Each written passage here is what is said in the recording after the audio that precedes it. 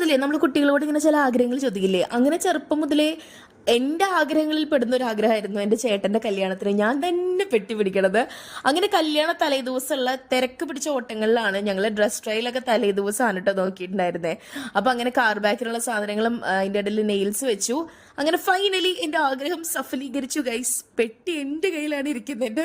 ഞാൻ പെട്ടി ഇത്ര വെയിറ്റ് ഉണ്ടെങ്കിൽ കൂടി ഞാൻ ആർക്കും പിടിക്കാൻ കൊടുത്തില്ല കേട്ടോ, ഞാൻ തന്നെയാണ് പിടിച്ചത്. സംഭവം പെട്ടി പിടിക്കുന്ന എക്സൈറ്റ്മെൻറ്റിലും തിരക്കുകൾ കാരണവും ഞാൻ പെട്ടി പിടിക്കാനായിട്ട് ഉദ്ദേശിച്ചിട്ടുണ്ടായിരുന്ന ഒരു ലുക്കൊന്നും എനിക്ക് ക്രിയേറ്റ് ചെയ്യാൻ പറ്റിയില്ല. എന്താണെങ്കിലും പെട്ടി കിട്ടിയ സന്തോഷത്തിൽ ഞങ്ങൾ നടന്ന് നീങ്ങുകയാണ് എൻ്റെ നാത്തൂന് പെട്ടി കൊടുക്കാനായിട്ട്.